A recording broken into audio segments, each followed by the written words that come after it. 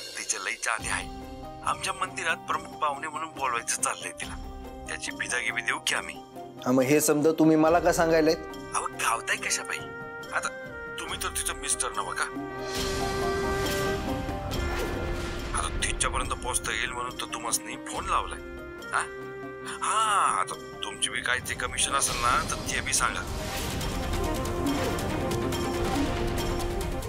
ए, commission घ्यायला तुला काय एजंट वाटलो होय मी? ठेव फोन.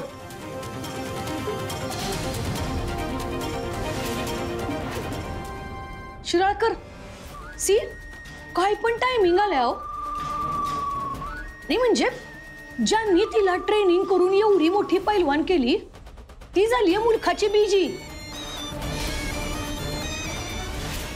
आणि भाऊजीने एजंट समजून निरोप द्यायला बसवलंय.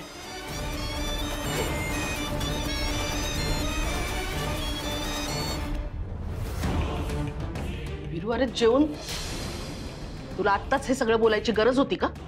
आई अहो, मिस्टेक यांच्या बायकोची आणि तुम्ही मला काय कावायलाय? या घरात कुणाचा ऍडवाइस होईल काही सांगता येत नाही.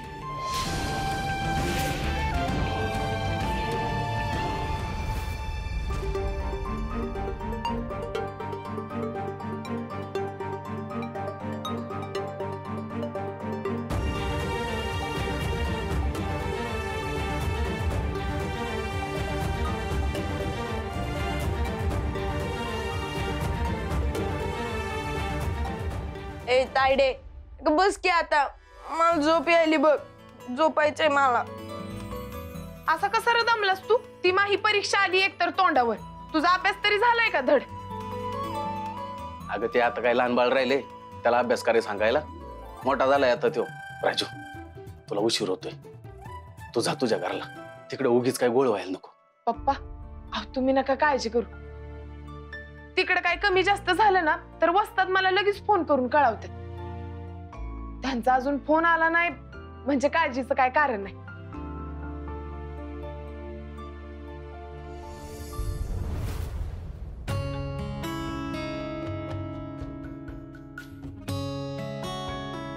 हे बघा फोन आला नाही अजून त्यांचा.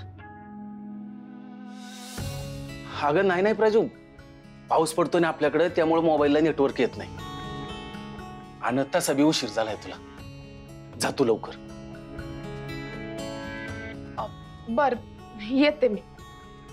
पिंट्या अभ्यास कर नीट काय? येते.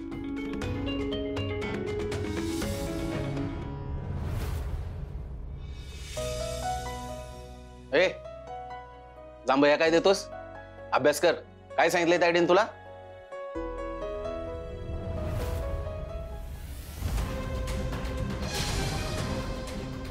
तुम्ही बाहेरनं दडून ऐकताय हे मला कळत नाही असं वाटतंय का तुम्हाला? माझ्या घरचं समदावरून मी इकडे स्वयंपाकाला येते का तर समद्यांची पोट भरावीत म्हणून. भाजी तुम्हाला जर जास्त भूक असेल तर मला हक्कानं सांगा ना. खाऊ घालायला मी कवा नाही म्हणलंय का? पण पिंट्यांचं पप्पाच्या वाटणीचं परत जर का वरबडून घेतलं ना तर याद राखा. अगं प्राजे, असलं कशाला करीन मी? हो मग सकाळच्याला समदे डबे घेऊन कशाला गेलता? समजे डबे? अगं नाही नाही, घाई गडबडीत ना ते चुकून नेले असतील मी. परत अशी चूक तुम्ही करून तर बघा, मग दावते तुम्हाला.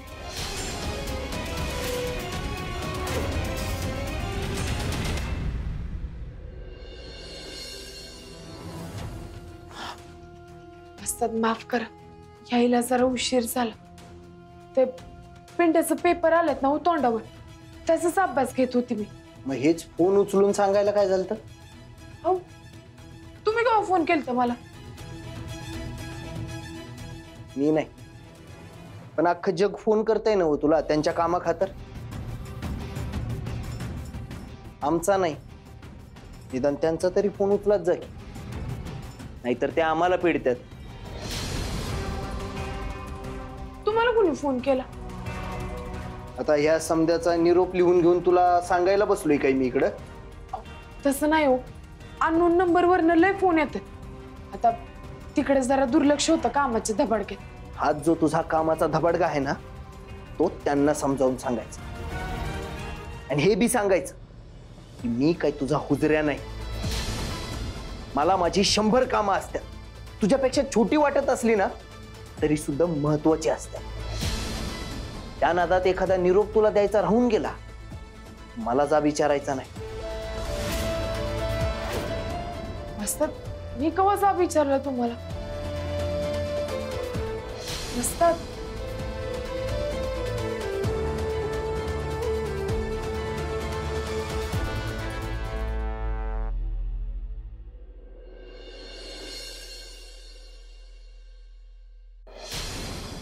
Good morning Prajakta ma'am.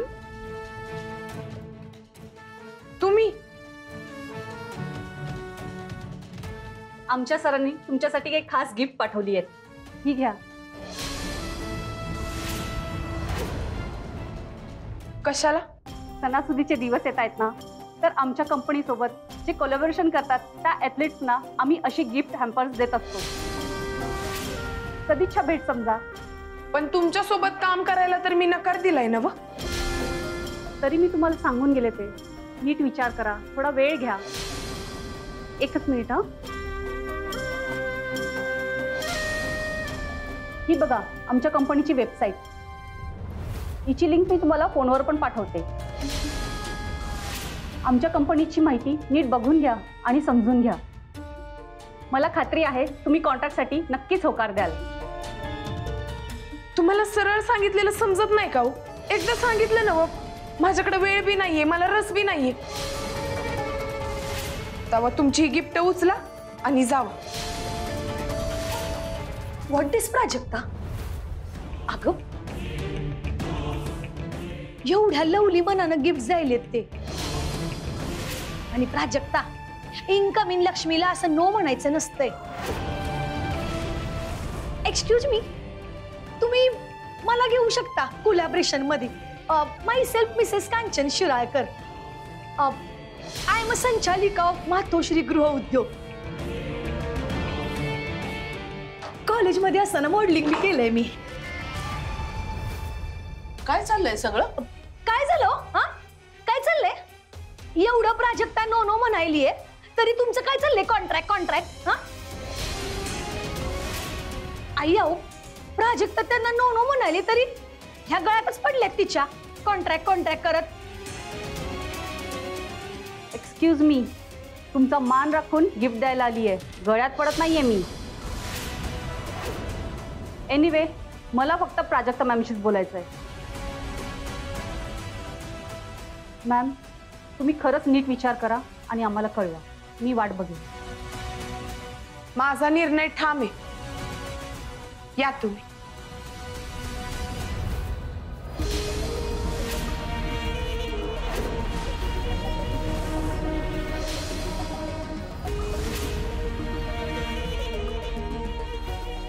C आई, नाही पाहिलं का?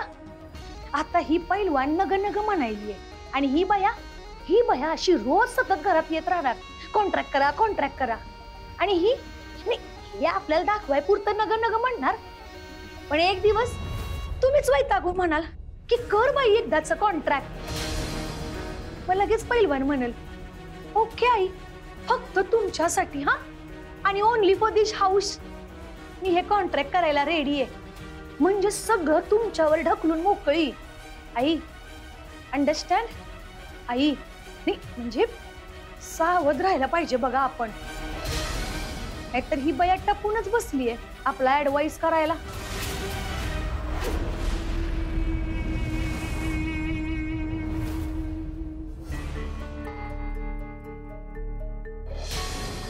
ऋतू मॅडम, बोला. काय म्हणली प्राजक्ता? अजूनही त्यांचा नकारच आहे.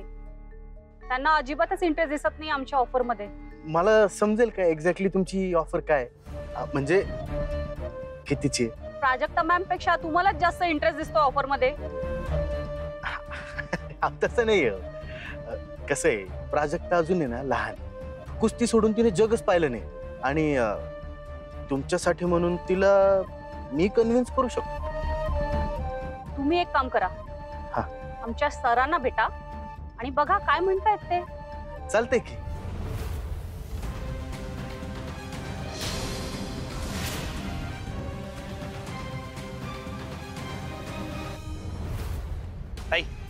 एक वडापाव द्या.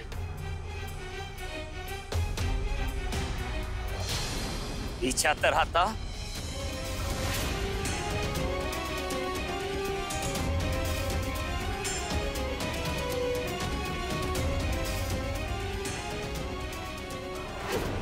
ओ गुलाबराव बोळके काय काय कोल्हापुरातले समधी पोस्टर पाडायचं काय कॉन्ट्रॅक्ट घेतलाय का? आता काय करणार जयराज दादा, माणसावर राग काढता येईना, पोस्टरवरच राग काढाय. जेव्हा माणसावर राग काढता येत नसतोय ना तेव्हा त्याला सापळ्यात अडकवायचं असतो. म्हणजे कसं माणसाची अक्कल येते ताळ्यावर आणि माणूस येतो थाऱ्यावर. काही कळलं नाही बघा. कळेल आता आम्ही जे काय सांगू ते समजाच्या समज कळेल, पण ते वळायला पण पाहिजे. सांगतोय तसंच करायचं. मग बघाच ती पैलवान प्राजक्ता स्वतःहून तुमच्या समोर येणार आणि लोटांगण घालणार. काय सांगताय जयराज दादा?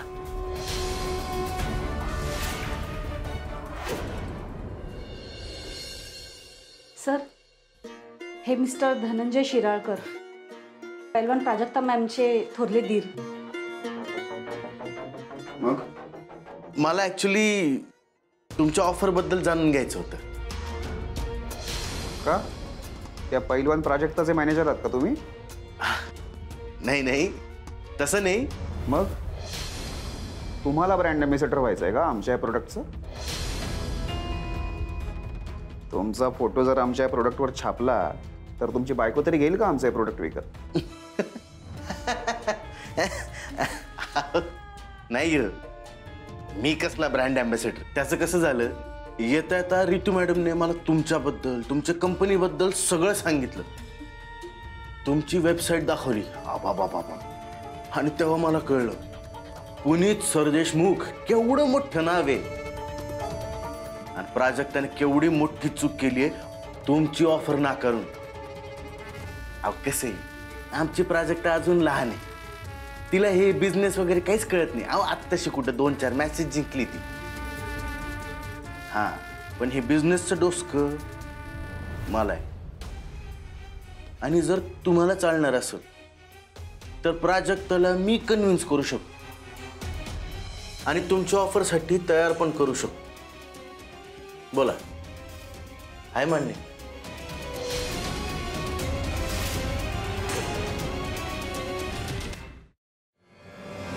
मिस्टर धनंजय, दिला तुम्हाला एक चान्स, पण एक गोष्ट लक्षात ठेवा, या पुनीत सरदेशमुखला नकार आवडत नाही. आणि बिझनेस म्हटलं की माझ्यासारखा खडूस कोणीच नाही.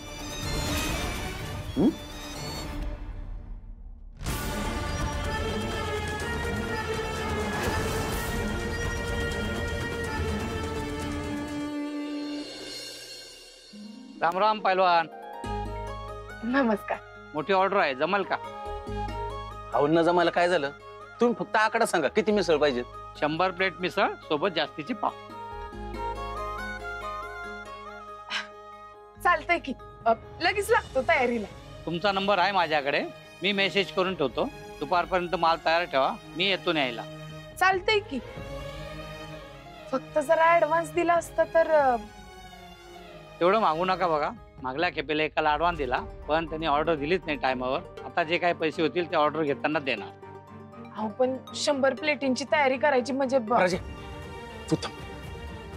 पाहुणं, तुम्ही काय बी काळजी करू नका, आम्ही तयारीला लागतो. आमची तयारी झाली की लगेच आम्ही घेऊन येतो. तुम्ही फक्त मेसेज करून ठेवा मला. येतो मी. पप्पा, अहो एवढी मोठी ऑर्डर कशाला घेतली अंगावर डायरेक्ट? राजू, अगं पोरी, एवढी मोठी ऑर्डर आली म्हणल्यावर फायदा किती होईल आपल्याला, ते बी एका दिवसात. की पण ऍडव्हान्स शिवाय. हे बघ, धंदा म्हणलं की रिस्क आलीच. चाल, तुम्हाला भरोसा आहे ना? मग घेऊया रिस्क. पप्पा, अहो डायरेक्ट 100 प्लेटची ऑर्डर आली. आपला धंदा अशीच भरभराट करणार बघा. मम्मी म्हणायची ना, रात्रीनंतर जसा दिस येतोय ना तसा उन्हानंतर पावसाळा. राजू, अगं आयुष्य म्हणजे ऊन पावसाचाच खेळ असतोय बघ. उन्हाळ्यात जी नदी आटून जाते की नाही तीच पावसाळ्यात भरून वाहत असते. अगं पण किती दिसत्या पावसाची वाट बघत बसायची, तो तर येणार त्याच्या मर्जीनं. वय की नशिबाचं बी असंच असते बघ, ते स्वतःच्या मर्जीनं हसतं बी आणि रुसतं बी. घरातल्या गोष्टी अशा सांभाळायला हव्यात की कडकडीत उन्हात घरात हंडाभर पाणी राखलेलं असेल आणि मुसळधार पावसामध्ये घरातले छप्पर बी गळता कामा नये. लक्षात ठेव प्राजे, निगुतीनं संसार करते की नाही तीच घरची लक्ष्मी असते. मम्मी म्हणायची ती खरंच आहे.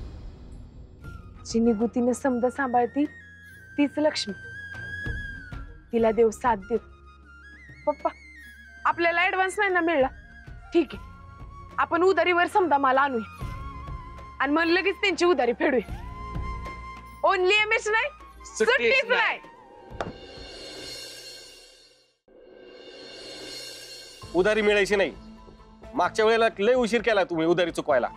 अहो असं काय करताय, तेव्हा माझ्या मम्मीचा अचानक ऍक्सिडेंट झाला आणि ती त्यातच गेली. अहो त्यानंतर ना माझी लगेच फायनल मॅच होती, त्या गडबडीत राहून गेलो. पण पप्पांनी लगेच आणून दिले की तुमचे पैसे. तुझ्या कुस्तीच्या खुराकासाठी लय वेळा तुझ्या बापाला उधारी देऊन झाली. पण ती चुकून कवा पळून तर नाही ना हो गेलो आम्ही, उशिरा का होईना पण तुमची उधारी समधी फेडली. काय एवढी मोठी स्पर्धा जिंकलीस, लाखो कमवलीस ना, मग तरी उधारी मागायलीस. अहो त्या पैशात आईचं ऑपरेशन पार पडलं. मी तुम्हाला सबूत देते, यंदाच्याला तुमची उधारी नाही रखडायची. मी नक्की टाइमावर दे.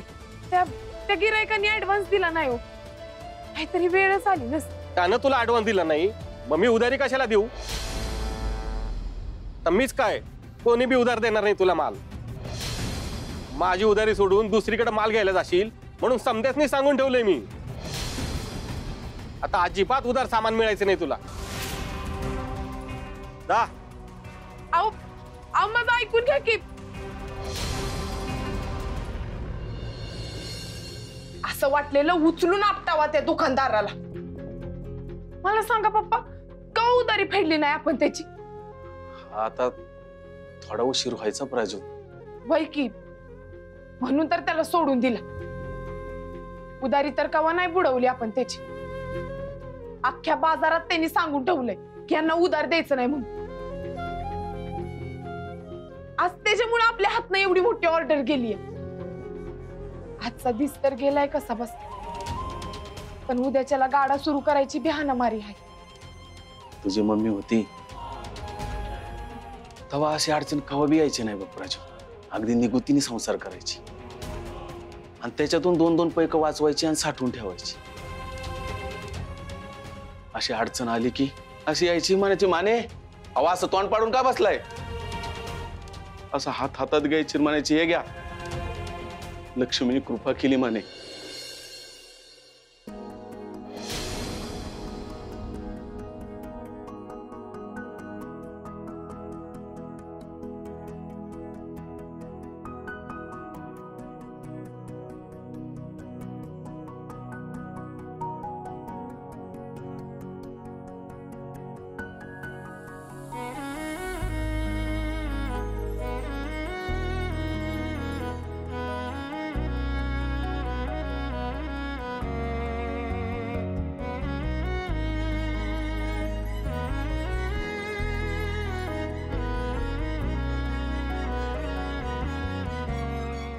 तायडे, अगं या डब्यात पैसे कुठून आले?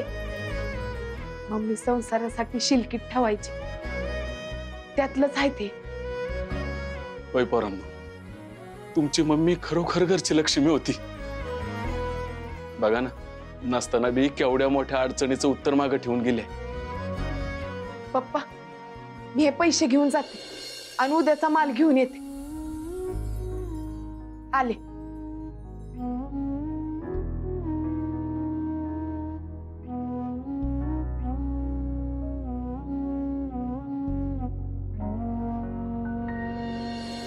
हे घ्या, उधारी न गय, नगद देतीया. फरसाना द्या, शेव द्या, मसाला द्या आणि पाव बी द्या. हे काय 200 रुपये कमी आहे त्याच्यात? वय काय असतील, घ्या की आजच्या दिवस सांभाळू. उद्या आणून देते मी आणि उद्यापासून पुरती नगद देईन. चालणार नाही, पुरती नगद आण तेव्हाच माल मिळेल. अहो असं काय करताय, घ्या की थोडस सांभाळून. एकदा सांगितलेलं समजत नाही वय. हे घे पैसे आणि चल निघ.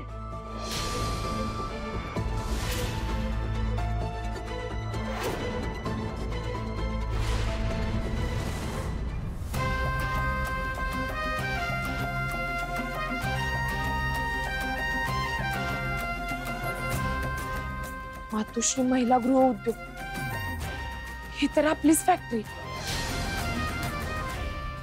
आई तर तशा बी मला काय फॅक्टरीत येऊ देत नाही, पण मी नोकरी केली तर 4 पैसे तरी सुटते.